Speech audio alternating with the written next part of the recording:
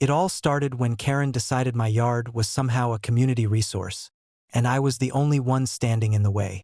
I had spent years cultivating my backyard, planting flowers, shrubs, and even a small vegetable garden. It was my sanctuary, private, peaceful, and entirely my property. Karen, however, had a different idea. She showed up at the HOA meeting one evening, waving her clipboard like a scepter. "Your yard is too closed off," she announced, pointing directly at my property. "The neighborhood should have open access. You need to remove the fence and make it available to everyone." I was stunned. Not only was this absurd, but it also directly violated HOA guidelines regarding private property. I calmly explained that the yard was private, fenced, and fully compliant with all regulations. Karen, of course, ignored the explanation, insisting she had a right to stroll through and picnic in my garden. The passive-aggressive notes soon escalated to active harassment.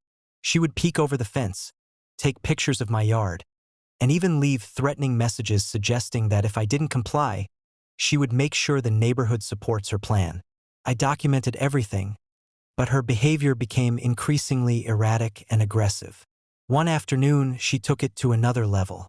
She climbed onto my property while I was inside, allegedly to inspect the openness of the yard. I called the police immediately, and when they arrived, she was combative, claiming she had neighborhood rights that trumped my property ownership. The officers took statements from both of us and warned her to stay off my property. Karen's response?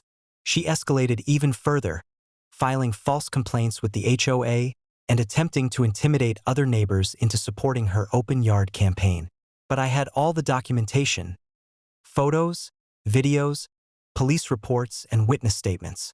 When authorities finally reviewed the case, her behavior was deemed harassment and trespassing.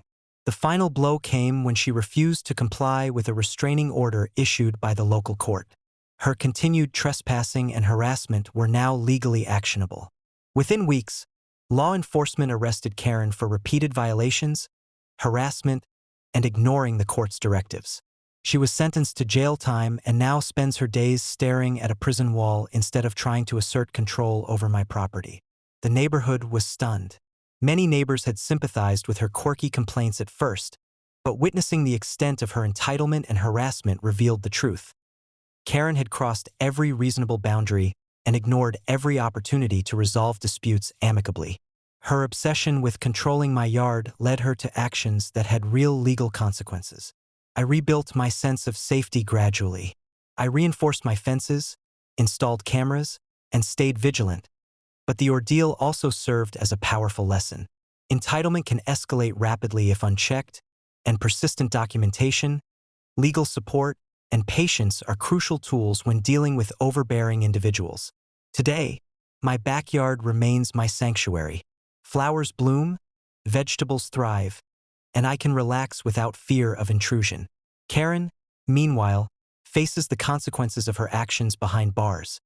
A stark reminder that entitlement has limits, and crossing the line into harassment can have life-changing repercussions.